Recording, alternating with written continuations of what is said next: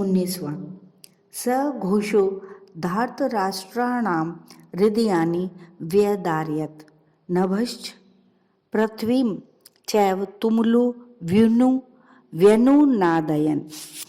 स घोषो धार्तराष्ट्राणां तुमुलो व्यनुनादयन्।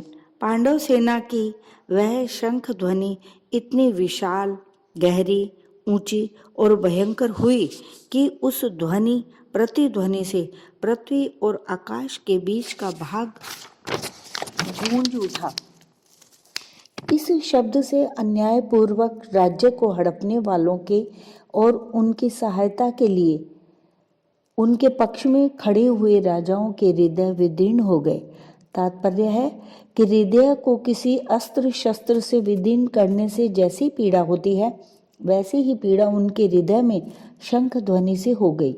उस शंख ध्वनि ने कौरव सेना के हृदय में युद्ध का जो उत्साह था, बल था, उसको कमजोर बना दिया, जिससे उनके हृदय में पांडव सेना का भय उत्पन्न हो गया। संजय ये बातें धृतराष्ट्र को सुना रहे हैं। धृतराष्ट्र के सामने ही संजय का धृतराष्ट्र के पुत्रों अथवा संबंधियों के हृदय विदीर्ण कर दिए। ऐसा कहना सभ्यतापूर्ण और युक्ति संगत नहीं मालूम देता। इसलिए संजय को धार्तराष्ट्राणाम न कहकर तावकी नानाम अर्थात आपके पुत्रों अथवा संबंधियों के ऐसा कहना चाहिए था, क्योंकि ऐसा कहना ही सभ्यता है। इस दृष्टि से यहाँ राष्ट्रानाम पद का अर्थ जिन्होंने अन्यायपूर्वक राज्य को धारण किया, ऐसा लेना ही युक्ति संगत तथा सभ्यतापूर्ण मालूम देता है। अन्याय का पक्ष लेने से ही उनके हृदय विदीर्ण हो गए। इस दृष्टि से भी यह अर्थ लेना ही युक्ति संगत मालूम देता है। यहाँ शंका होती है कि कौरवों की 11 अक्षौहिणी सेना के शंख आदि बाजे बजे तो उनके शब्द का पांडव सेना पर कुछ भी असर नहीं हुआ, पर पांडवों की 7 अक्षौहिणी सेना के शंख बजे तो उनके शब्द से कौरव सेना के हृदय विदीर्ण क्यों हो गए? इसका समाधान यह है कि जिनके हृदय में अधर्म, पाप, अन्याय नहीं है, अर्थात जो धर्म पूर्वक अपने कर्तव्य का पालन करते हैं, उनका हृदय मजबूत होता है, उनके हृदय में भय नहीं होता। न्याय का पक्ष होने से उनमें उत्साह होता है, शूरवीरता होती है। पांडवों ने वनवास के पहले भी न्याय और धर्म पूर्वक राज्य किया था और वनवास के बाद भी नियम के अनुसार कौरवों से न्याय पूर्वक राज्य मांगा था। अतः उनके हृदय में भय नहीं था, प्रत्युत उत्साह था, शूरवीरता थी।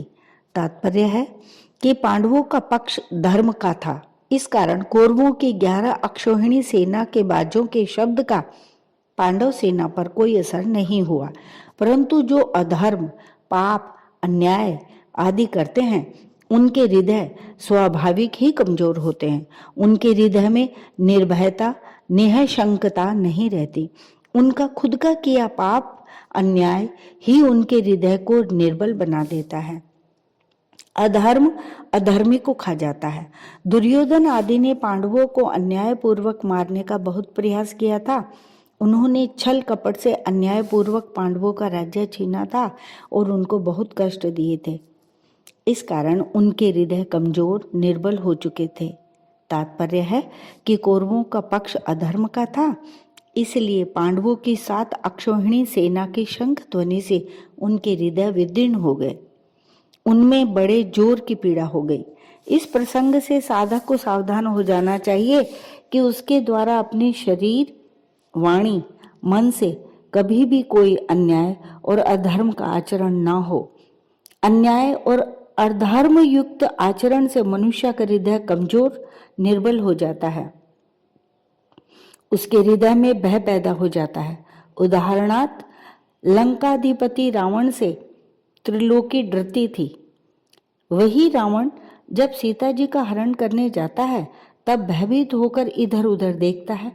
इसीलिए साधक को चाहिए कि वह अन्याय, अधर्म युक्त आचरण कभी न करे।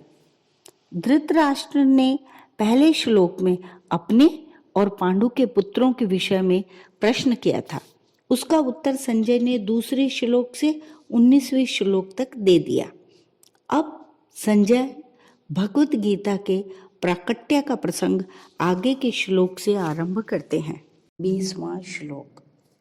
अथ व्यवस्थितान् दृष्ट्वा धार्तराष्ट्रान् कपिध्वजः प्रवर्ते शस्त्र संपाते धनुरुद्यम्य पांडवः ऋषिकेशं तदा वाक्यम इदम आह महीपते। अथ इस पद का तात्पर्य है कि अब संजय भगवान श्री कृष्ण और अर्जुन के संवाद रूप भगवत गीता का आरंभ करते हैं। 18वें अध्याय के 74वें श्लोक में आए इति पद से यह संवाद समाप्त होता है। ऐसे ही भगवत गीता के उपदेश का आरंभ उसके दूसरे अध्याय के 11वें श्लोक से होता है और 18वें अध्याय के 66वें श्लोक में यह उपदेश समाप्त होता है। प्रवर्ते शस्त्र संपाते। यद्यपि पितामह भीष्म ने युद्ध आरंभ की घोषणा के लिए शंख नहीं बजाया था, प्रत्युत केवल दुर्योधन को प्रसन्न करने के लिए ही शंख बजाया था। तथापि कौरव और पांडव सेना ने उसको युद्ध आरंभ की घोषणा ही मान लिया और अपने अपने अस्त्र शस्त्र हाथ में उठाकर तैयार हो गए। इस तरह सेना को शस्त्र उठाए देखकर वीरता में भरकर अर्जुन ने भी अपना गांडीव धनुष हाथ में उठा लिया। व्यवस्थितान् धार्तराष्ट्रान् दृष्ट्वा।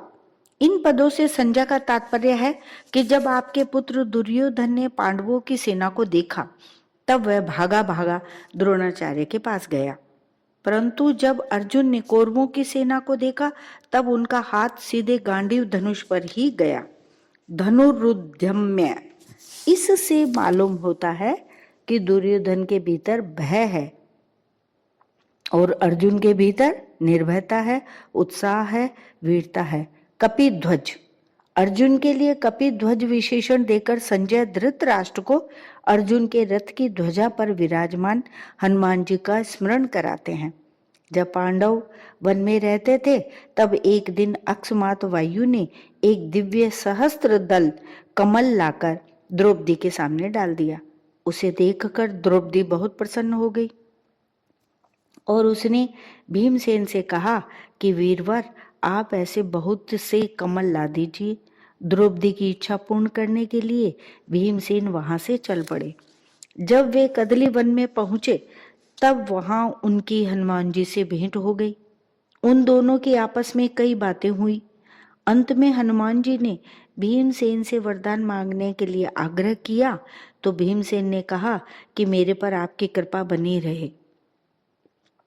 इस पर हनुमान जी ने कहा कि हे वायुपुत्र, जिस समय तुम बाण और शक्ति के आघात से व्याकुल शत्रुओं की सेना में घुसकर सिंहनाद करोगे, उस समय मैं अपनी गर्जना से उस सिंहनाद को और बढ़ा दूंगा।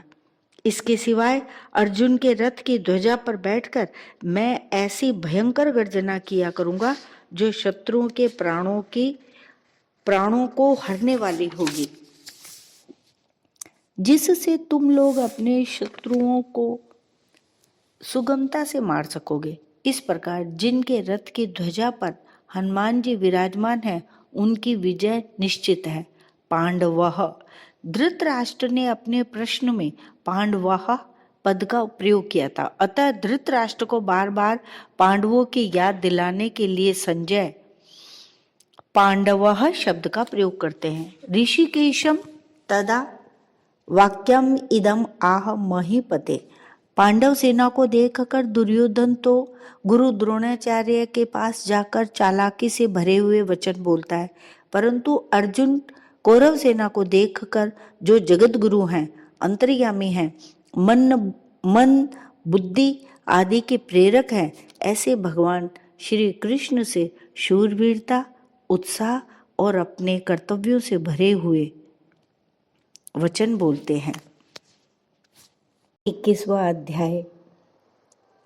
सेनयोरुभयोर्मध्ये रथम स्थापय मे च्युत यावदेतानि निरीक्षे अहम युद्ध कामान वस्थितान कैर्मया सह युद्ध व्यमसि अस्मिन् रण समुद्यमे। अच्युत सेनयोरु भयोर्मध्ये रथम स्थापया। दोनों सेनाएं जहां युद्ध करने के लिए एक दूसरे के सामने खड़ी थी, वहां उन दोनों सेनाओं में इतनी दूरी थी कि एक सेना दूसरी सेना पर बाण आदि मार सके। उन दोनों सेनाओं का मध्य भाग दो तरफ से मध्य था। पहला, सेनाएं जितनी चौड़ी खड़ी थी उस चौड़ाई का मध्य भाग, और दूसरा, दोनों सेनाओं का मध्य भाग। जहां से कौरव सेना जितनी दूरी पर खड़ी थी उतनी ही दूरी पर पांडव सेना खड़ी थी। ऐसे मध्य भाग में रथ खड़ा करने के लिए अर्जुन भगवान से कहते हैं, जिससे दोनों सेनाओं को आसानी से देखा जा सके। सेन योरु भयोर मध्य पद गीता में 3 बार आया है। यहाँ इसी अध्याय के 24वें श्लोक में और दूसरे अध्याय के 10वें श्लोक में 3 बार आने का तात्पर्य है कि पहले अर्जुन शूरवीरता के साथ अपने रथ को दोनों सेनाओं के बीच में खड़ा करने की आज्ञा देते हैं। फिर भगवान दोनों सेनाओं के बीच में रथ को खड़ा करके कुरुवंशियों को देखने के लिए कहते हैं, और अंत में दोनों सेनाओं के बीच में ही विषाद मग्न अर्जुन को गीता का उपदेश देते हैं।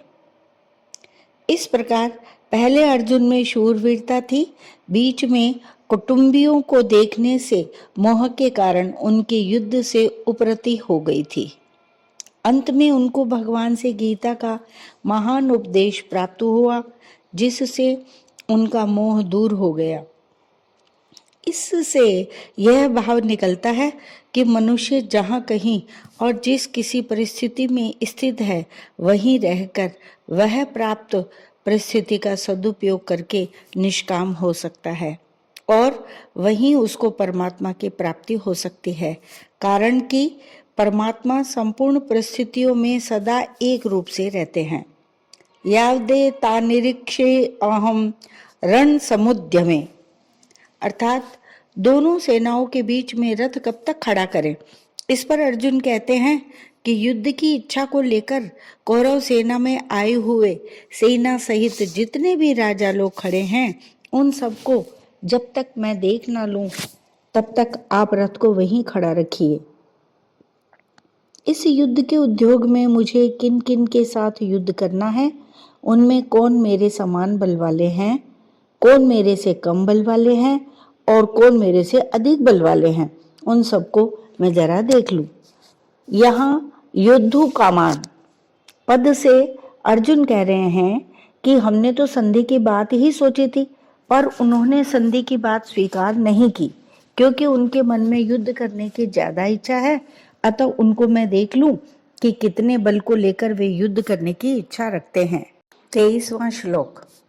योत्स्यमानान् वीक्षे अहम ज्ञ एतेत्र समागताः धार्तराष्ट्रस्य दुर्बुद्धेर्युद्धे प्रियचिकीर्षवः। धार्तराष्ट्रस्य दुर्बुद्धेर्युद्धे प्रियचिकीर्षवः। यहाँ दुर्योधन को दुष्ट बुद्धि कहकर अर्जुन यह बताना चाहते हैं कि इस दुर्योधन ने हमारा नाश करने के लिए आज तक कई तरह के षड्यंत्र रचे हैं, हमें अपमानित करने के लिए कई तरह के उद्योग किए हैं। नियम के अनुसार और न्यायपूर्वक हम आधे राज्य के अधिकारी हैं, पर उसको भी यह हड़पना चाहता है, देना नहीं चाहता। ऐसा ही तो इसकी दुष्ट बुद्धि है, और यहाँ आए हुए राजा लोग युद्ध में इसका प्रिय करना चाहते हैं। वास्तव में तो मित्रों का यह कर्तव्य होता है कि वे ऐसा काम करें, ऐसी बात बताएं जिससे अपने मित्र का लोक परलोक में हित हो। परंतु ये राजा लोग दुर्योधन की दुष्ट बुद्धि को शुद्ध न करके उल्टे उसको बढ़ाना चाहते हैं, और दुर्योधन से युद्ध कराकर युद्ध में उसकी सहायता करके उसका पतन ही करना चाहते हैं। तात्पर्य है कि दुर्योधन का हित किस बात में है? उसको राज्य भी किस बात से मिलेगा और उसका परलोक भी किस बात से सुधरेगा? इन बातों का वे विचार ही नहीं कर रहे हैं। अगर ये राजा लोग उसको ये सलाह देते कि भाई कम से कम आधा राज्य तुम रखो और पांडवों का आधा राज्य पांडवों को दे दो, तो इससे दुर्योधन का आधा राज्य भी रहता और उसका परलोक भी सुधरता। योत्स्य मानान वेक्षे अहम यह एतेत्र समागता, अर्थात इन युद्ध के लिए उतावले होने वालों को जरा देख तो लूं, इन्होंने अधर्म का अन्याय का पक्ष लिया है, इसलिए ये हमारे सामने टिक नहीं सकेंगे, नष्ट हो जाएंगे। योत्स्य मानान कहने का तात्पर्य है कि इनके मन में युद्ध की ज्यादा आ रही है, अतः देखो तो सही कि ये कौन है। अर्जुन के ऐसा कहने पर भगवान ने क्या किया, इसको संजय आगे के 2 श्लोकों में कहते हैं। 24वां और 25वां श्लोक। एव मुक्तो ऋषिकेशो गूढ़ाकेशेन भारत सेनयोरुर्भयोर्मध्ये स्थापयित्वा रथोत्तमम् भीष्म द्रोण प्रमुक्तः सर्वेषां च महीक्षिताम् उवाच पार्थ पश्येतान् संवेतान् कुरुनीति।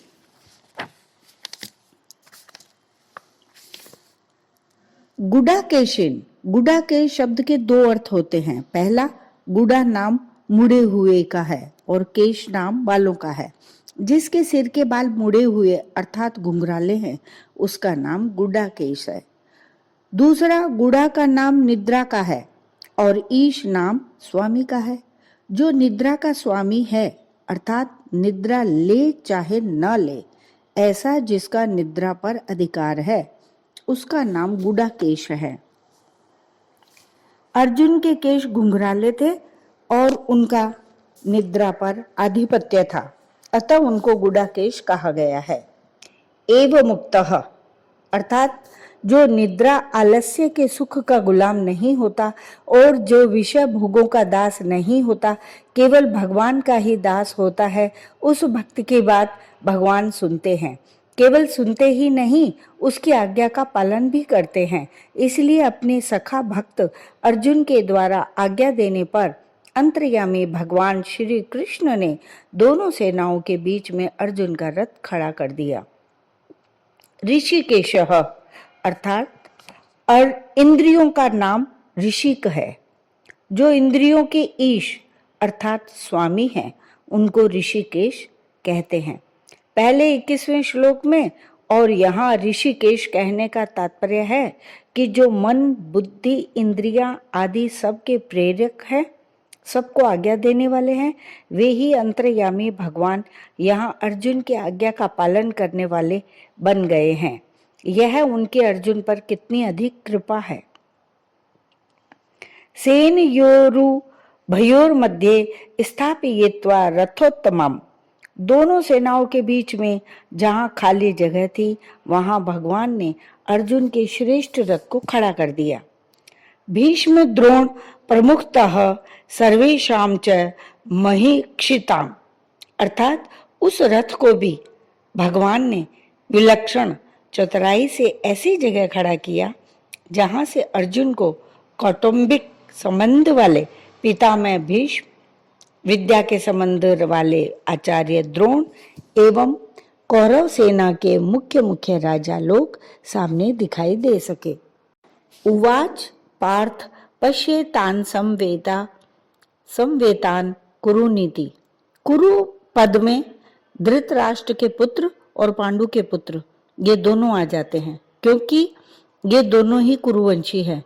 युद्ध के लिए एकत्र हुए इन कुरुवंशियों को देख, ऐसा कहने का तात्पर्य है कि इन कुरुवंशियों को देखकर अर्जुन के भीतर यह भाव पैदा हो जाए कि हम सब एक ही तो हैं।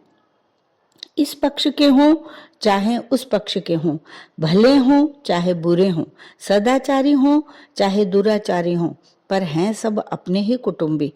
इस कारण अर्जुन में छिपा हुआ कौटुंबिक ममता युक्त मोह जागृत हो जाए और मोह जागृत होने से अर्जुन जिज्ञासु बन जाए, जिससे अर्जुन को निमित्त बनाकर भावी कलयुगी जीवों के कल्याण के लिए गीता का महान उपदेश दिया जा सके। इसी भाव से भगवान ने यहाँ पश्येतान समवेतान कुरुन कहा है। नहीं तो भगवान पश्येतान धार्तराष्ट्रान समानीति ऐसा भी कह सकते थे, परंतु ऐसा कहने से अर्जुन के भीतर युद्ध करने का जोश आता, जिससे गीता के प्राकट्य का अवसर ही नहीं आता, और अर्जुन के भीतर का प्रसुप्त कौटुंबिक मोह भी दूर नहीं होता, जिसको दूर करना भगवान अपनी जिम्मेवारी मानते हैं। जैसे कोई फोड़ा हो जाता है तो वैद्य लोग पहले उसको पकाने की चेष्टा करते हैं, और जब वह पक जाता है तब उसको चीरा देकर साफ कर देते हैं। ऐसे ही भगवान भक्त के भीतर छिपे हुए मोह को पहले जागृत करके फिर उसको मिटाते हैं। यहाँ भी भगवान अर्जुन के भीतर छिपे हुए मोह को कुरुन पश्य कहकर जागृत कर रहे हैं, जिसको आगे उपदेश देकर नष्ट कर देंगे। अर्जुन ने कहा था कि इनको मैं देख लूं, अर्थात निरीक्षे अवेक्षे। अतः यहाँ भगवान को पश्य अर्थात तू देख ले ऐसा कहने की जरूरत ही नहीं थी। भगवान को तो केवल रथ खड़ा कर देना चाहिए था, परंतु भगवान ने रथ खड़ा करके अर्जुन के मोह को जागृत करने के लिए ही कुरुन पश्य अर्थात इन कुरुवंशियों को देख ऐसा कहा है। कौटुंबिक सेना स्नेह और भगवत प्रेम, इन दोनों में बहुत अंतर है। कुटुंब में ममता युक्त स्नेह हो जाता है तो कुटुंब के अवगुणों की तरफ ख्याल ही जाता नहीं, किंतु ये मेरे हैं ऐसा भाव रहता है। ऐसे ही भगवान का भक्त में विशेष स्नेह ही जाता है, तो भक्त के अवगुणों की तरफ भगवान का ख्याल जाता ही नहीं, किंतु यह मेरा ही है ऐसा ही भाव रहता है। कौटुंबिक स्नेह में क्रिया तथा पदार्थ अर्थात शरीर आदि की ओर भगवत प्रेम में भाव की मुख्यता रहती है। कौटुंबिक स्नेह में मूढ़ता अर्थात मोह की ओर भगवत प्रेम में आत्मीयता की मुख्यता रहती है। कौटुंबिक स्नेह में अंधेरा और भगवत प्रेम में प्रकाश रहता है। कौटुंबिक स्नेह में मनुष्य कर्तव्यच्युत हो जाता है और भगवत प्रेम में तल्लीनता के कारण कर्तव्य पालन में विस्मृति तो हो सकती है, पर भक्त कभी कर्तव्यच्युत नहीं होता। कौटुंबिक स्नेह में कुटुंबियों की ओर भगवत प्रेम में भगवान की प्रधानता होती है। पूर्व श्लोक में भगवान ने अर्जुन से कुरुवंशियों को देखने के लिए कहा। इसके बाद क्या हुआ इसका वर्णन संजय आगे के श्लोक में करते हैं। 26वां श्लोक। तत्र पश्यत स्थितान् पार्थः पितृनथ पितामहान् आचार्यान् मातुलान् भ्रातॄन् पुत्रान् पौत्रान् सखीं स्थिता श्वशुरान् सुहृदश्चैव सेनयोरुभयोरपि। तत्र पश्यत सेनयोरुभयोरपि अर्थात जब भगवान ने अर्जुन से कहा कि इस रणभूमि में इकट्ठे हुए कुरुवंशियों को देख, तब अर्जुन की दृष्टि दोनों सेनाओं में स्थित अपने कुटुंबियों पर गई।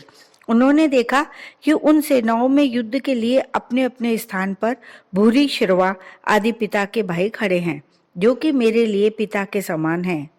भीष्म, सोमदत्त आदि पितामह खड़े हैं। द्रोण, कृपाचार्य आदि विद्या पढ़ाने वाले और कुल गुरु खड़े हैं। पुरोजित, कुंती भोज, शल्य, शकुनी आदि मामा खड़े हैं। भीम, दुर्योधन आदि भाई खड़े हैं। अभिमन्यु, घटोत्कच, लक्ष्मण यानी दुर्योधन का पुत्र आदि मेरे और मेरे भाइयों के पुत्र खड़े हैं। लक्ष्मण आदि के पुत्र खड़े हैं, जो कि मेरे पौत्र हैं। दुर्योधन के अश्वत्थामा आदि मित्र खड़े हैं और ऐसे ही अपने पक्ष के मित्र भी खड़े हैं। द्रुपद, शैब्य आदि ससुर खड़े हैं। बिना किसी हेतु के अपने अपने अपने पक्ष का हित चाहने वाले सात्यकी, कृतवर्मा आदि सूर्यधर भी खड़े हैं। अपने सब कुटुंबियों को देखने के बाद अर्जुन ने क्या किया, इसको आगे के श्लोक में कहते हैं। 27वां श्लोक। तान समीक्ष्य स कौन्तेयः सर्वान् बन्धून् वस्थितान् कर्पया परयाविष्टो विषिद्दिन् दम ब्रवीत।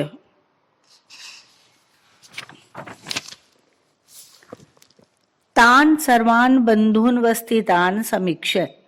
पूर्व श्लोक के अनुसार अर्जुन जिनको देख चुके हैं, उनके अतिरिक्त अर्जुन ने बाल्हिक आदि प्रपितामह, धृष्टद्युम्न, शिखंडी, सुरथ आदि साले, जयद्रथ आदि बहनोई तथा अन्य कई संबंधियों को दोनों सेनाओं में स्थित देखा। स कौन्तेयः कृपया पर्याविष्टः, इन पदों में स कौन्तेयः कहने का तात्पर्य है कि माता कुंती ने जिनको युद्ध करने के लिए संदेश भेजा था और जिन्होंने शूरवीरता में आकर मेरे साथ दो हाथ करने वाले कौन हैं, ऐसे मुख्य मुख्य योद्धाओं को देखने के लिए भगवान श्री कृष्ण को दोनों सेनाओं के बीच में रथ खड़ा करने की आज्ञा दी थी। वे ही कुंती नंदन अर्जुन अत्यंत कायरता से युक्त हो जाते हैं। दोनों ही सेनाओं में जन्म के और विद्या के संबंधी देखने से अर्जुन के मन में यह विचार आया कि युद्ध में चाहे इस पक्ष के लोग मरे चाहे उस पक्ष के लोग मरे, नुकसान हमारा ही होगा, कुल तो हमारा ही नष्ट होगा, संबंधी तो हमारे ही मारे जाएंगे। ऐसा विचार आने से अर्जुन के युद्ध की इच्छा तो मिट गई और भीतर में कायरता आ गई। इस कायरता को भगवान ने आगे कश्मलम तथा हृदय दौर्बल्यम कहा है और अर्जुन ने कार्पण्य दोषो पहत स्वभाव ऐसा कहकर इसको स्वीकार भी किया है। अर्जुन कायरता से आविष्ट हुए हैं। कर्पयाविष्ट, इससे सिद्ध होता है कि यह कायरता पहले नहीं थी, प्रत्युत अभी आई है, अतः यह आगंतुक दोष है। आगंतुक होने से यह ठहरेगी नहीं, परंतु शूरवीरता अर्जुन में स्वाभाविक है, अतः वह तो रहेगी ही। अत्यंत कायरता क्या है? बिना किसी कारण निंदा, तिरस्कार, अपमान करने वाले, दुख देने वाले, बैर भाव रखने वाले, नाश करने की चेष्टा करने वाले दुर्योधन, दुशासन, शकुनी आदि को अपने सामने युद्ध करने के लिए खड़े देखकर भी उनको मारने का विचार न होना, उनका नाश करने का उद्योग न करना, यह अत्यंत कायरता रूप दोष है। यहाँ अर्जुन को कायरता रूप दोष ने ऐसा घेर लिया है कि जो अर्जुन आदि का अनिष्ट चाहने वाले और समय समय पर अनिष्ट करने का उद्योग करने वाले हैं, उन अधर्मियों पापियों पर भी अर्जुन को करुणा आ रही है। गीता के पहले अध्याय का 35वां और 46वां श्लोक। वे क्षत्रिय के कर्तव्य रूप अपने धर्म से च्युत हो रहे हैं। विषादन्नीम अब्रवीत, युद्ध के परिणाम में कुटुंब की, कुल की, देश की क्या दशा होगी, इसको लेकर अर्जुन बहुत दुखी हो रहे हैं और उस अवस्था में ये वचन बोलते हैं जिसका वर्णन आगे के श्लोक में किया गया है।